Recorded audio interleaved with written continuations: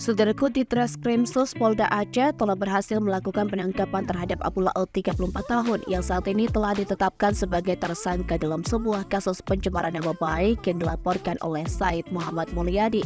Penangkapan Abu Laut berlangsung di Cianjur, Jawa Barat beberapa waktu lalu sebagai tindak lanjut dari laporan yang dibuat oleh Said Muhammad Mulyadi terkait pencemaran nama baik melalui media sosial.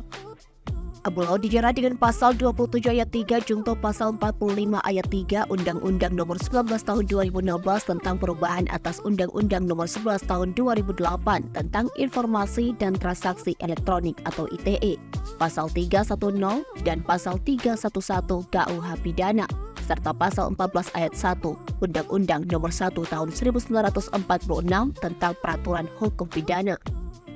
Mengutip dari seramnews.com, dalam proses penangkapannya, petugas berhasil mengamankan sejumlah barang bukti yang menjadi kunci dalam penyelidikan kasus ini. Barang bukti tersebut termasuk 1 unit handphone merek iPhone 13 Pro Max, 2 kartu SIM card, dan 1 akun TikTok dan video atas nama Abu Payapasi. Kombes Winardi di Treskrimsus Polda Aceh menjelaskan bahwa tim penyidik telah melakukan pemeriksaan terhadap 7 orang saksi dan 3 orang ahli.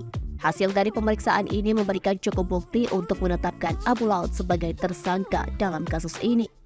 Abu Laut kini menjalani penahanan di Polda Aceh sebagai langkah awal dalam proses hukum yang sedang berjalan.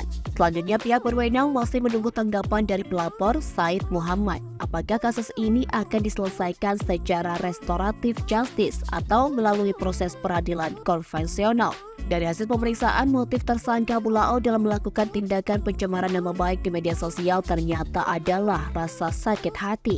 Motif ini muncul akibat postingan yang diunggah oleh korban di media sosial yang menyebutkan bahwa orang Aceh menjual tramadol dengan kedok sebagai toko kosmetik.